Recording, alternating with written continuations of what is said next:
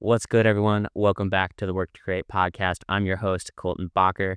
Today, we're getting real about something most creatives deal with but rarely talk about, and that's fear. I'm talking imposter syndrome, anxiety that creeps in even when you're doing well, the constant doubt that you're not doing enough or that you don't even belong in the room. In this episode, I'm breaking down all the fears I've wrestled with: fear of falling behind, fear of rejection, fear of not being chosen for teams, fear of being seen as a sellout, but also how I've learned to use those fears as fuel. If you're a creative chasing big dreams and sometimes feel like you don't belong, this one is for you. Let's get into it. I done came up, went through the ups and downs, but I stayed tough. Never took a shortcut and never gave up. This time around, I'ma stay up. Quick life update. Man, I just got back from Coachella weekend one. I was with Curza. We had a client, Guess Jeans, the clothing brand. They had events going on all week. And yeah, barely got any sleep and absolutely cooked. But we're here, and this episode is actually going to come out tomorrow morning. So, better late than never, right?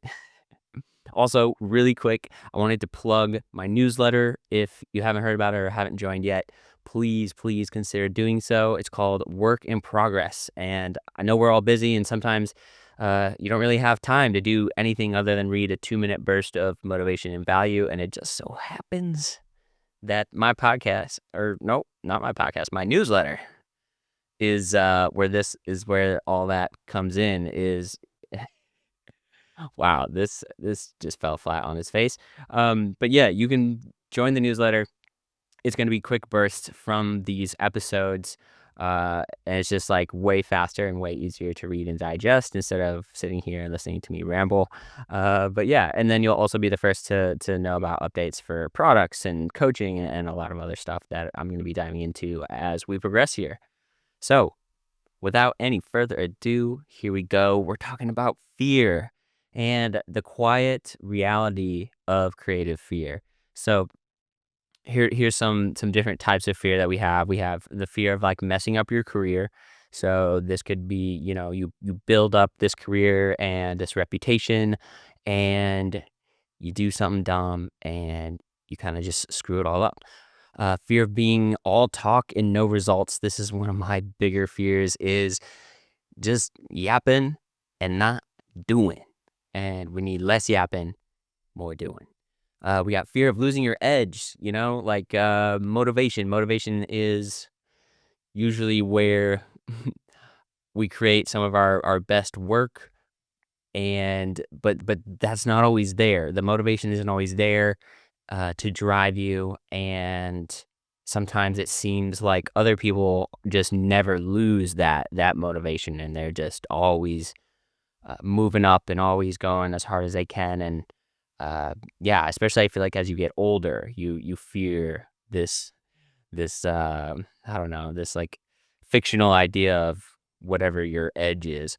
We also have fear of being outpaced by younger talent. Holy cow! In the last year, I have met some of the most talented young creatives I've ever seen, and yeah, it's really cool. But at the same time, like as someone that's older, it's a little scary just seeing how talented they are and how fast they learn.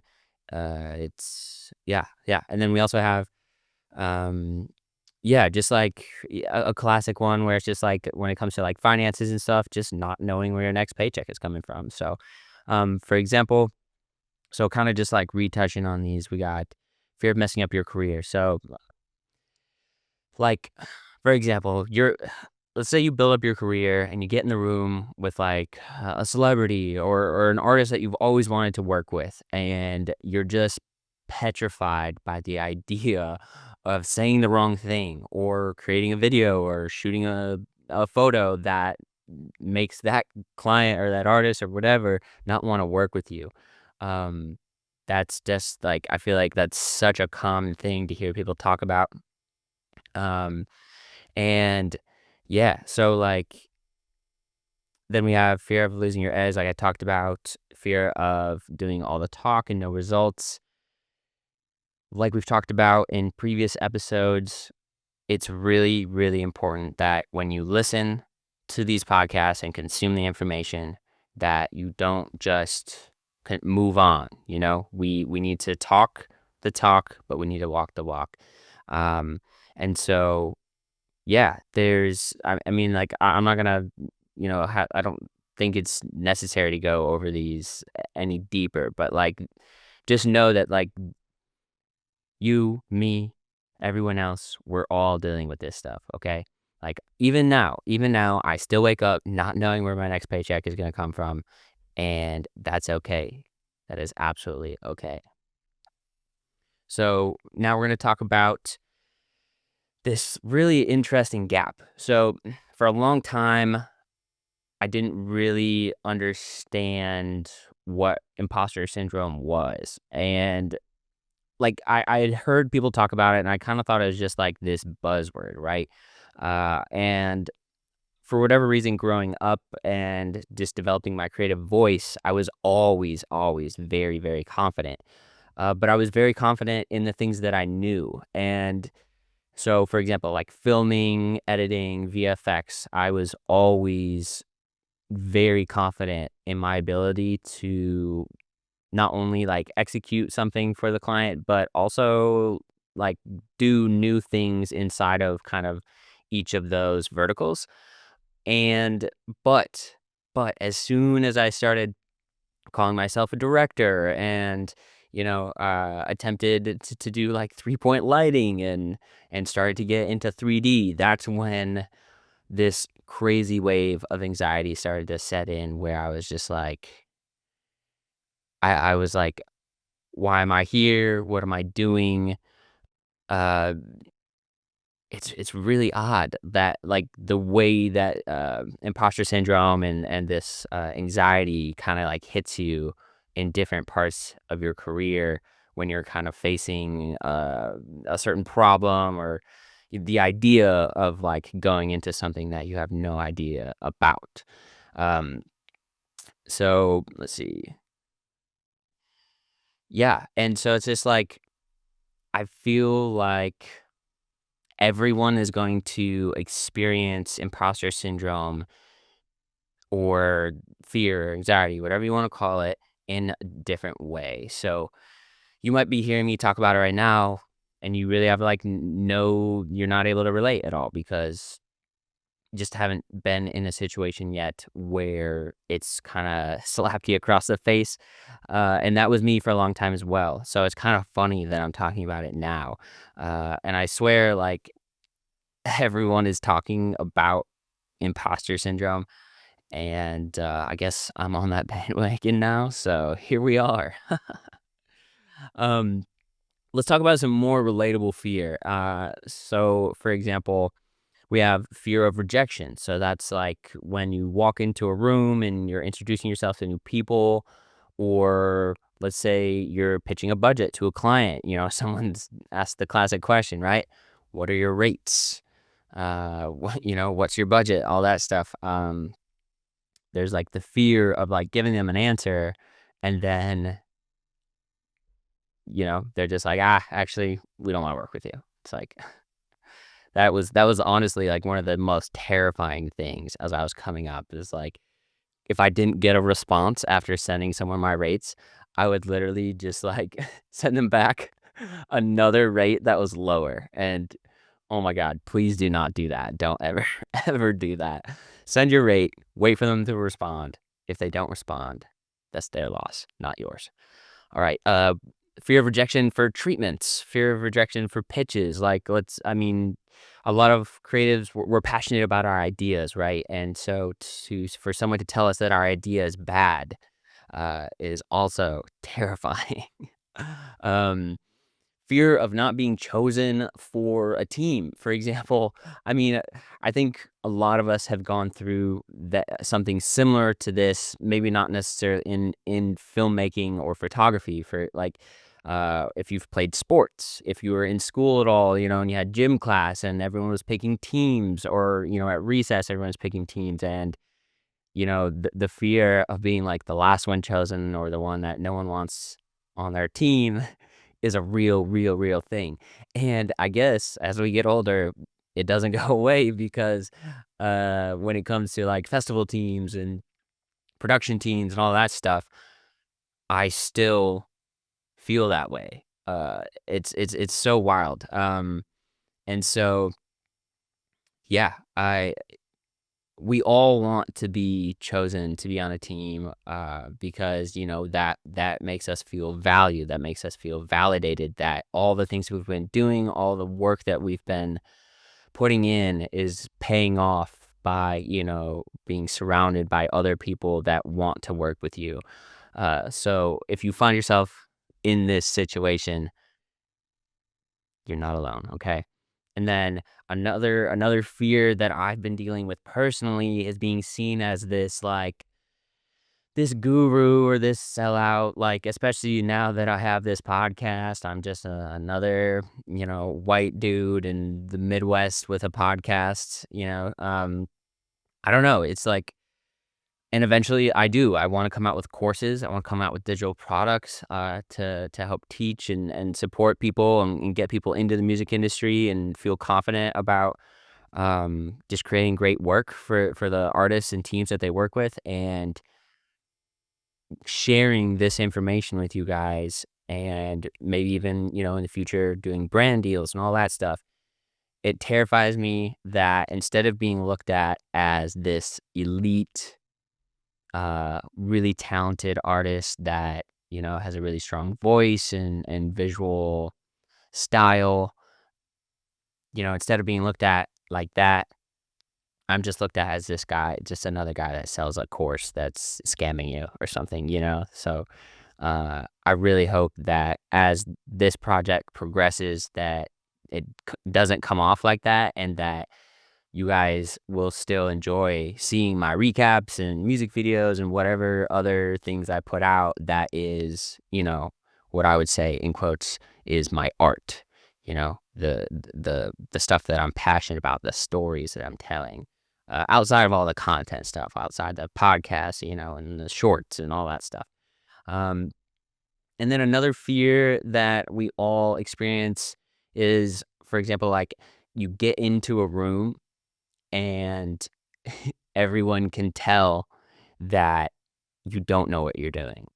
And newsflash for all of you listening, no one knows what they're doing. Everyone's just figuring it out as they go along. I promise you this is the case. Every single shoot I've been on, there is something new. There's a new challenge. There's a new relationship with the client. Whatever it is, uh, even if you haven't done it before, you're you you're always always going to be in a position where you don't feel like you're in the room or that you deserve to be in that room. Um, if nothing else, I think it's important to just be humble. If nothing else, I think it's important to be grateful to be in a room where you don't feel like you belong. Uh, and a lot of times I try and use that as fuel, as motivation to do the best that I can do. So this next kind of little thing that I wanted to talk about is the skewed perception of success. So you might be looking at me or listening to me or whatever and thinking like, okay, this guy has made it or this guy is successful. And to be brutally honest with you, I absolutely do not feel like that in any way.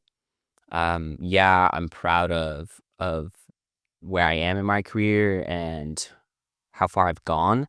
But by no means do I feel like I've made it. And I think you'll notice I keep using this word perception. So like when we were talking about, the fear being like rejection or being chosen for a team, there's like this perception idea of being looked at a certain way, right? And I keep using this word because we are only seeing the world and the events happening from our own perspective. And we make assumptions about how the world and the people in it view us. These ideas are usually not rooted in reality. So, again, you might think one thing that, like, people are watching your every move and that you look a certain way to people when you walk in the room. And the reality is you only know it. You only know yourself and the way that you show up to the world from your perspective. And so it's just really important to keep that in the back of your mind that despite whatever assumptions we make, it's not always going to be the truth. For example, I was running, I was on the plane headed to California for Coachella, and I was like writing down notes for this episode, and I just felt like I still feel like I'm failing and that I don't really know where my career is going. Even now, I was looking at my phone on the Instagram feed. I saw like Ethan Garland posted this crazy ass video that he made for Coachella, the festival itself. And I was like, damn, like that is so cool. And I don't know if I can make something like that, or I want to make something like that, but I'm not in that position right now. So, like, am I failing? Like, am I, like, you know what I mean? Like, he's telling these incredible stories with style and just like a clear vision.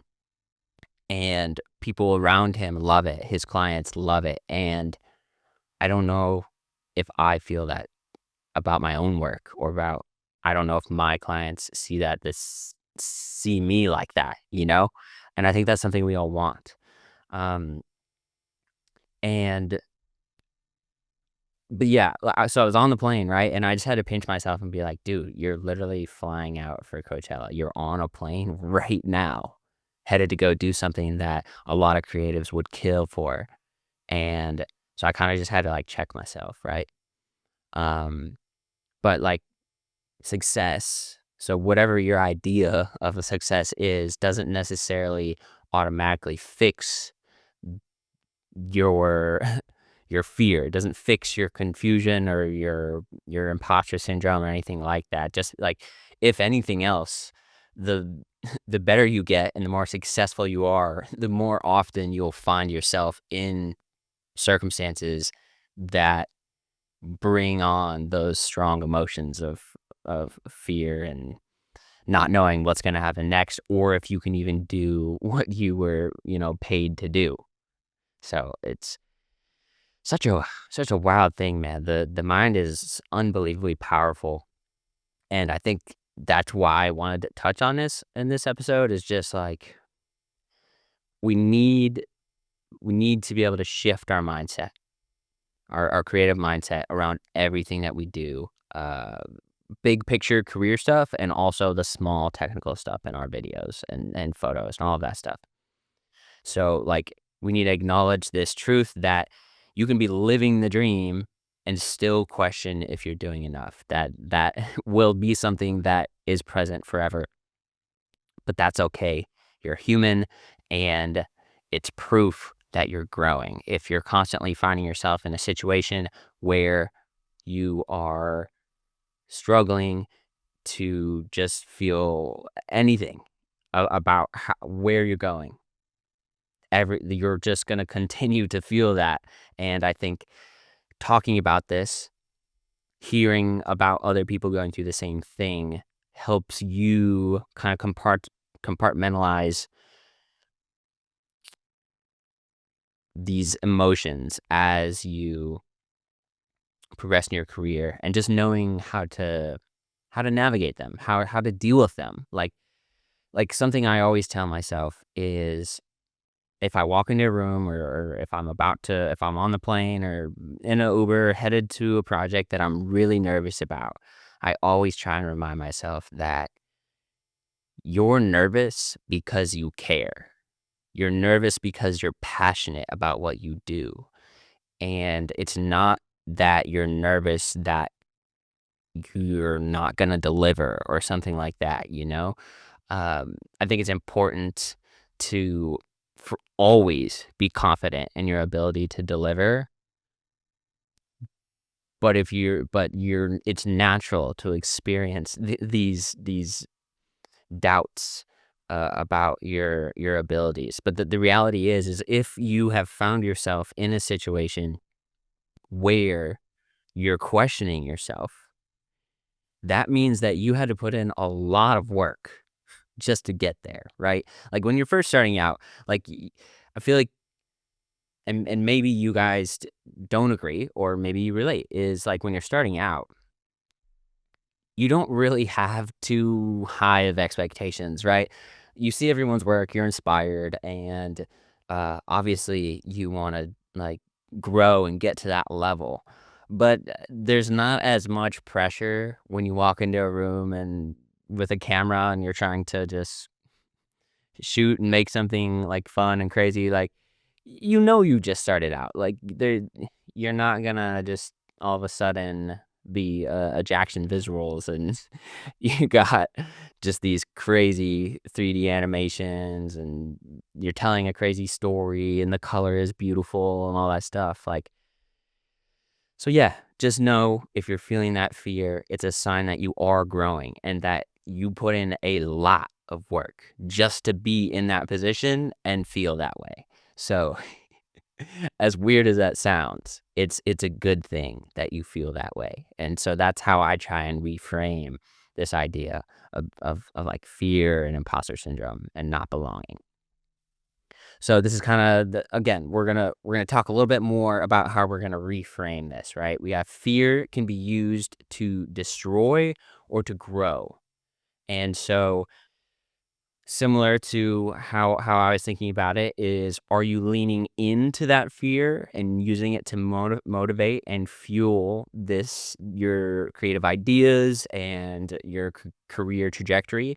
Or are you running from it? Are you staying inside the same softwares? Are you not studying compositions? Are you just not looking for opportunities to improve your skills? And are you kind of just comfortable where you're at? Not really, looking to do anything that you haven't done before. And I think you know that you're running from fear if you find yourself kind of in this routine of just working for clients, doing the thing, getting the paycheck, going home, and repeating and repeating and repeating, and kind of feeling like at a certain point you're almost kind of subconsciously just running through the motions. I think if you're able to identify that you're in that situation, then it's time for a change. And immediately, as soon as you think about that, all those emotions are going to come flooding in about how difficult it's going to be. But obviously, if you're listening to this, you know that the theme of this podcast is putting in work.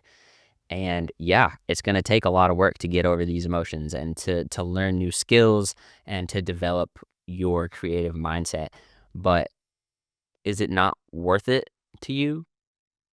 Like if you're someone that notices that you're kind of in a rut and you're experiencing all these fears, and then you just continue to choose to do the same thing, I don't know.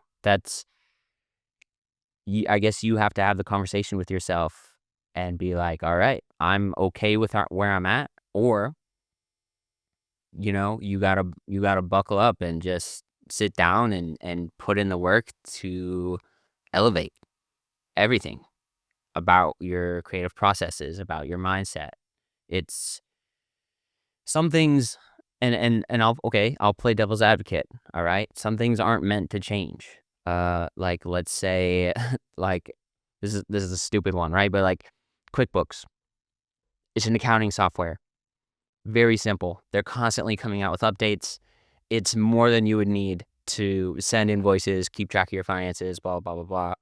Like like in that situation, I'm not looking to learn a new finance software. You know what I mean? Like that's not worth my time or energy.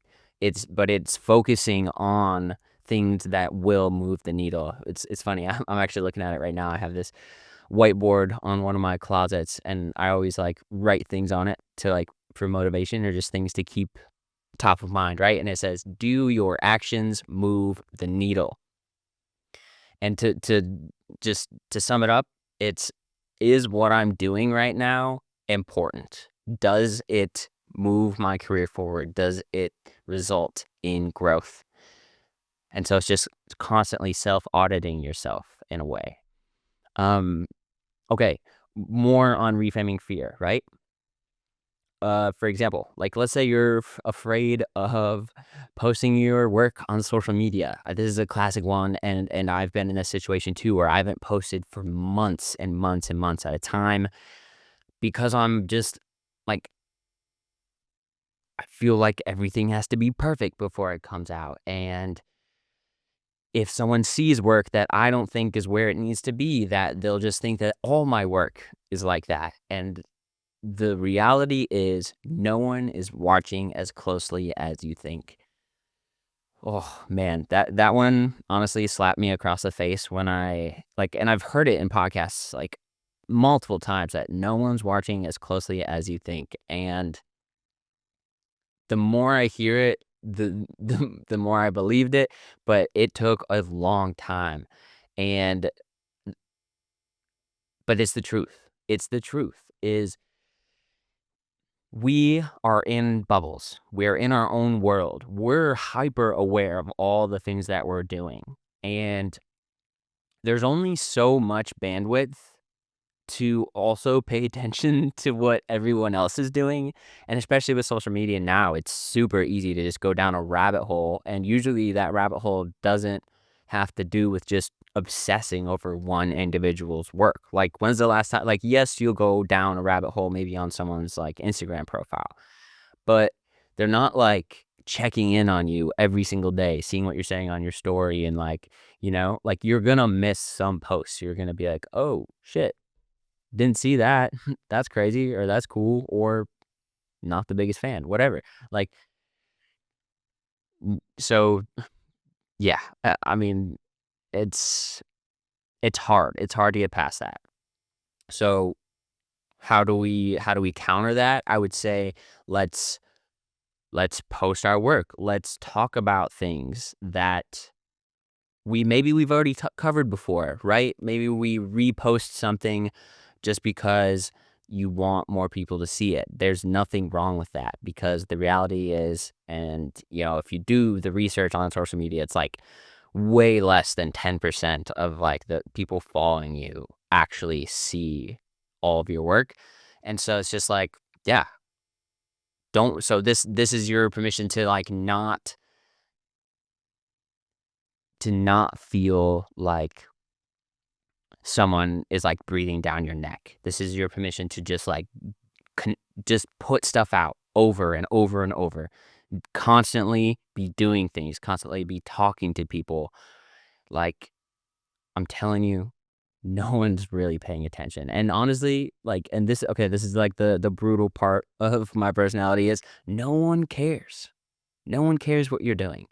But that's a good thing. That's a good thing because now we can let go of that fear of like someone constantly judging us and instead focus on creating art that is an extension of us and the stories that we want to tell. It empowers you to let go of this idea that people are paying attention. Um, I'm telling you, it's really, really powerful.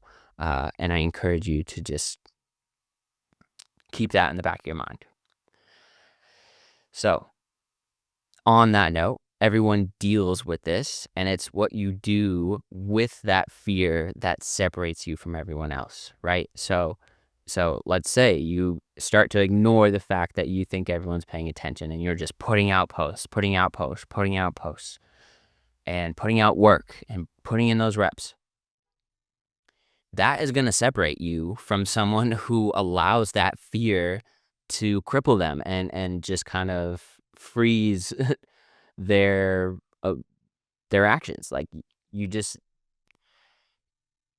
everyone is always asking, how do I separate myself? How do I charge more money, right?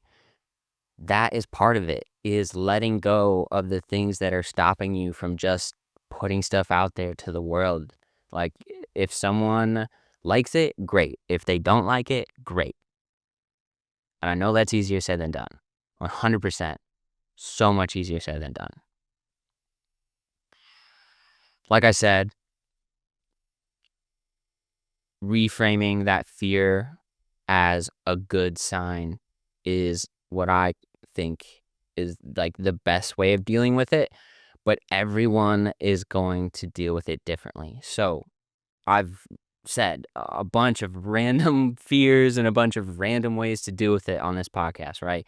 But you're going to still have to put in some time and effort to navigate how you best respond to feeling nervous and like you don't belong and all of those things, okay? So it's just being hyper aware of what triggers that fear and then asking yourself why you feel that way. And if the answer is, I just want to be better and I want to be the best that there is, that's a good thing. That's that's positive reinforcement that what we normally view as negative emotions is actually what is pointing us in the right direction. So I hope that's helpful.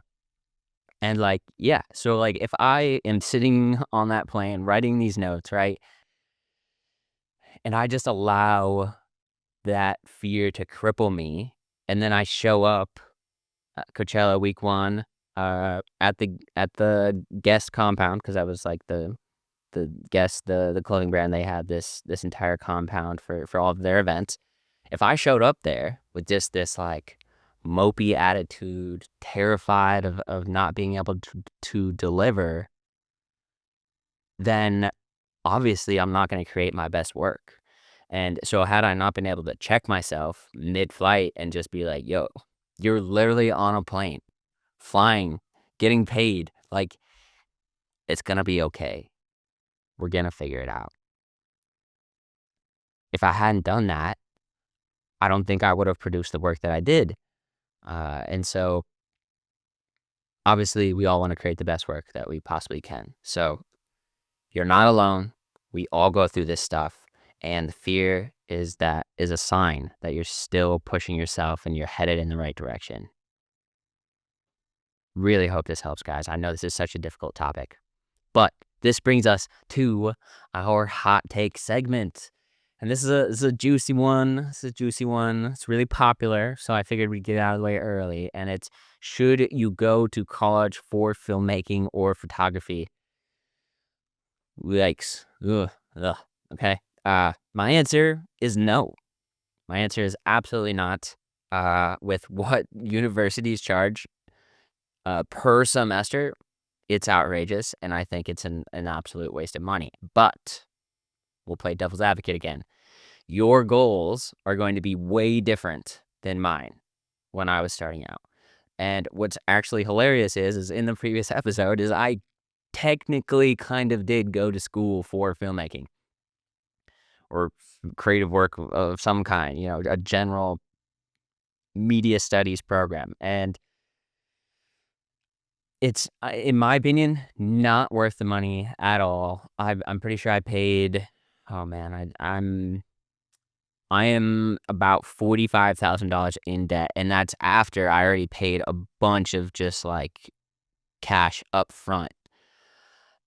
And what I found is that I was simultaneously like looking stuff up on YouTube while in school and learning way more, way faster, and I'm applying it to real life and real clients way faster.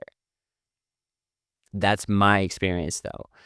And like, for example, a massive plus though to going to school, going to college for this stuff is that you get to meet people. I think it's the relationships that you develop that is most valuable, not necessarily the education. Because, art is subjective, and yes, there's like core principles and, there's a lot of structural aspects to storytelling. And but there's no reason you can't just learn that on a 20-30 minute YouTube video or even longer, and just drill that in your head till it's kind of becomes second nature. There's no reason you can't do that, and that's exactly what I did even while going to school. So yeah, I would say relationships are the biggest advantage to going to college for this stuff, because you got anytime you're able to be in another situation where you're meeting people that are passionate about the same things as you, you're automatically going to connect with someone, because like-minded people just for whatever reason we're attracted to conversations, and ideas begin to just flow because we're in the right environment, we're around the right people. So that this whether you should go to college or not type of thing is highly dependent on where you want to go, and maybe the part of filmmaking or photography that you want to go into is really niche, and you need to find other people that are interested in that same thing in order to build your network. Then absolutely go to school or find an alternative to getting in the room with those types of people. But if you're able to, and I guess here's another reason why I would go to school for it is if you're not the best at maybe like yourself, maybe you're not the best at like knowing what to learn or knowing what to look up, or you're not really sure what you want to do, and it's maybe a little bit more broad, and you kind of need someone else to point you in a direction and maybe hold you by the hand through some of these topics and maybe show you some options. Like if you know that you're that type of person, then by all means, college is probably a really good option for you. Um, but if you're kind of more of someone that prefers to take things into your own hands and wants a lot of control over the information that you take in, then I would highly recommend like YouTube University and just like doing it yourself, learning as you go, making mistakes, and learning and growing that way. Uh, so yeah, that's kind of my hot take on that. I don't know. There is no right answer. But especially with, like, how much colleges charge right now, and I know that, like, debt and finances is always a big and scary topic inside of, just creativity in general, and so, yeah, like, if that bothers you, if that side of things bothers you like it bothers me about how much money I spent on it, then just don't do it. Just don't do it. I promise you, you'll survive. You'll figure it out. If you really want it enough, you will. I promise. This brings us to our Q&A segment. Q&A, I'm gonna keep it to 3 questions per episode. I felt like 5. I kinda re-listened to episode 2, and it kinda dragged out a little bit. So we're gonna keep it nice and short, punchy, but like still give you guys some good direction here. Okay, so we got Dylan Bobo, my guy. Met this guy a couple years ago at EDC Vegas, and then went to EDC Orlando as well. He asks, at what point do you say no to the paycheck and yes to finding your purpose and the projects that you're passionate about, even if it means losing money at first?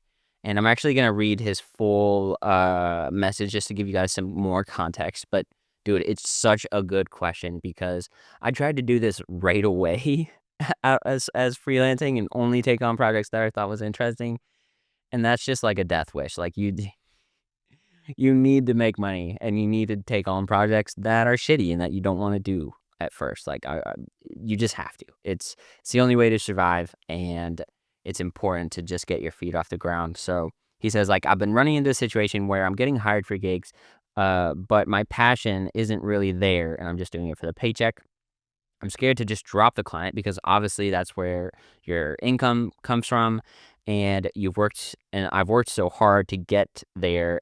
So it's like, at what point do you stop working with them and forgo the paycheck for something that you're truly passionate about?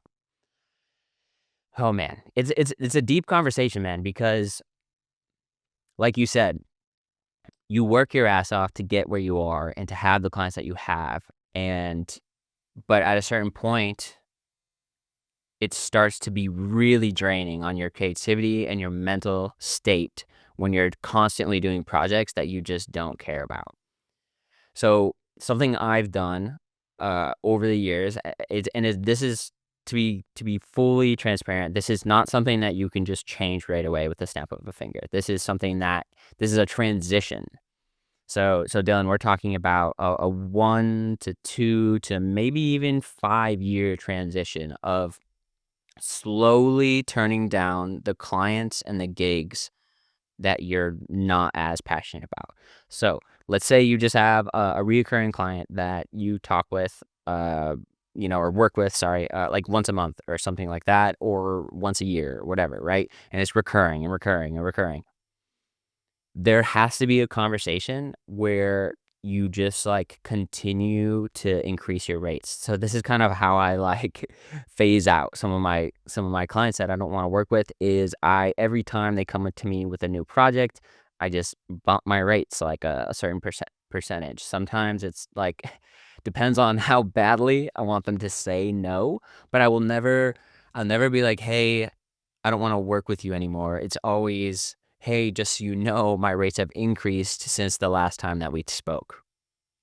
And I'll just keep saying that and keep raising my rates until they're like, "Yeah, this just doesn't make sense for us." And it's like, "Okay, I was hoping so." And, I feel like that's a little bit more of a professional way of doing it, and it's not any slight to the client, you know what I mean? Like, it's purely your personal taste and, like, it's your business. So, like, you should be able to choose the clients that you work with. Like, just like any restaurant in the United States has the ability to turn down serving you. Like, they don't have to serve you. They can tell you to leave. So, I think sometimes as freelancers, we forget that we have the choice to work with someone or not. And if the money's not worth it to you, then just keep bumping those rates, baby. And eventually they'll phase out. And I would say over time, so over a couple years, go ahead and just start having those conversations with clients, like where you know you can get a little bit more out of it. And then like, one client at a time, start to really push them to where it's like, doesn't make financial sense for them, but you do it slowly over time. So what you do is you do that with one client, you phase them out, and then you find that client that you're really passionate about working with. And okay, and now you've done a successful swap, you know? And then you rinse and repeat that process with the clients that you're not super stoked to work with. Um, so hopefully that helps. I know that's a difficult one to navigate for sure, because it's like, dang, dude, like I'm making great money, and obviously, like, those paychecks are nice, but as creatives, I don't know, we need some sort of like fuel under our butts, like, most of the time. And if and the passion is where we create some of our best work, and is where we grow the most, is when we're passionate about stuff, because we really push ourselves. So, dude, props to you for even asking the question, and props to you for thinking about ways to make that pivot. I think that's important for everyone as you continue to grow, for sure. All right, we have Vikas Ragav. Raghav? I'm so sorry if I said that wrong. But dude, thank you so much for the question. You asked, or Vakas asks, how do I work with Curza?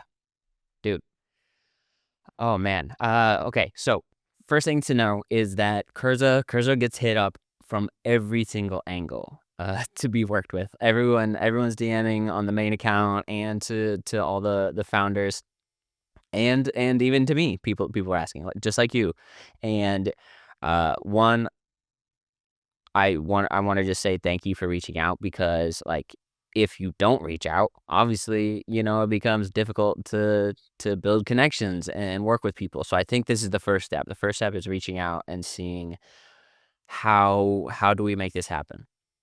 And so one, I would say similar to that, how we've talked about in previous episodes, you need a portfolio. You need and I know that that's difficult because I think we've had previous conversations like this where it was like you were saying that you're like from a town where there's not a lot of events happening and it's kind of smaller, and it's like, how do you build your portfolio in that way? Um, and yeah, it's a difficult situation to be in for sure. I would say we got to start by reaching out to people. So this is great. And then two, we need to find ways to get outside of kind of this bubble that you're in now. So one can be remote editing. So you can start to, because then what you can do is you can use, like, even though the footage isn't yours, you can use the edit to get yourself into a situation where you could shoot and edit, or one or the other, you know? So I'd say remote editing is super underrated. And that just means you work with a client that is somewhere else in the world and they send you footage and you edit it together. And that's the business relationship. And then you kind of just build up a bunch of assets, a bunch of edits that you've created remotely. And then you start to approach people with some of your favorite assets and be like, hey, I would really like to work with you. Here is a link to some of my best work. Uh, if you have anything in mind right now, uh, I'm down to make it happen and whatnot, you know? So for example, when I was trying to work with Curza, I did a bunch of edits. I did a bunch of test edits with them. I was just like, Yoder would hit me up. He'd be like, hey, do you got some time for this? And I'd be like, yeah, let's give it a go. And we did, I don't even know, it was probably like 10 plus edits before I finally got asked to come out and travel and do everything in person. So it takes some time and some patience. So yeah, and I know that's a really long-winded way of talking about it and doesn't really tell you how to work with Cursor directly, but the biggest thing is because Cursor is held to a very, very, very high standard. I would say, of all the live event coverage agencies, and now we're starting to expand outside of just live event coverage. We're doing lots of productions and commercials and campaigns and all of those things. We have to be able to operate at the highest level, and so it becomes really difficult to introduce new faces and new people when our clients expect so much of us. So I would say if you want to work with us, it's just really developing your technical skills, and finding a way to prove that if we were to give you a chance, that you would absolutely crush it and knock it out of the water for our client. And so now, granted, there are a lot of projects that we work on where, the standard is much lower, and that's how we bring people on, is by giving them those projects, allowing them to kind of prove themselves, and then, start to incorporate into larger projects. So working with Curza, I would say, number one, just got to keep building relationships. Two, develop your skills. So like, just for example, Vicus, if I'm you, bro, I'm counting. Sorry, if I'm you, I'm not only DMing myself and the other people on the Curza team, but I would be commenting. I would be uh just liking stuff. I would be just constantly in everyone's circle. If you see someone tagged in a post that you're not following, follow them. Continue to just show up on socials, especially if you're in another part of the world. I think you said you're in India somewhere, which is crazy. It's wild, man. And props to you for even just like taking that leap. It's so, yeah. And then I would say, if possible, if possible, consider moving. I know that that's like an insane, like, thing to think about, is moving, but I moved 9.5 hours from where I grew up. So, um, like, And I knew in order to get to where I wanted to go with my career, I had to move, I had to leave. And sometimes that takes just taking a leap of faith and trusting that no matter what, wherever you go, you'll figure it out. Um, so yeah, I'm sorry if I wasn't able to give you like a super concrete answer, but it is difficult because everyone wants to work with the people that, you know, that they see work from and that they enjoy and are inspired by. So, myself included. And I have faith that if you stick with it and don't give up, you'll make it happen. I know for sure. All right, we got Josh and Mark at Red Eye Movies. They asked, "What is your workflow for on-site videos?" So what they're referring to is kind of what we call live shooting and editing. And oh my gosh, it's a beast. This is what we were doing in Coachella this weekend, and it's brutal. And a lot of times you're gonna not sleep a lot, like we've talked about and stuff like that. But it is exhilarating to knock out like a high quality edit, shoot and edit at a festival or something like that, on site, and deliver it on time. It's a really good feeling. And so in terms of workflow,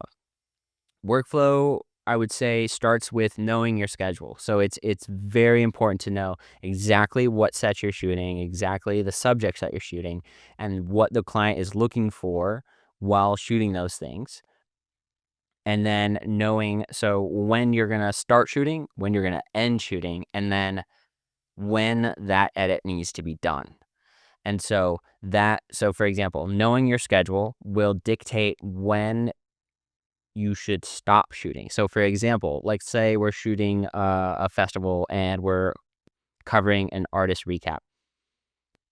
9 times out of 10, we are not shooting the entire set of that artist. We're probably only shooting the first 30 minutes, and then we let like the red shooters or someone else that's getting general coverage to maybe provide some footage of, like, let's say if there's fireworks at the end or something important, then they will grab that. But we would only shoot for like 30 minutes, and then we're already running back to the trailer or whatever hub we have for editing, and we're gonna just sit down and start right away.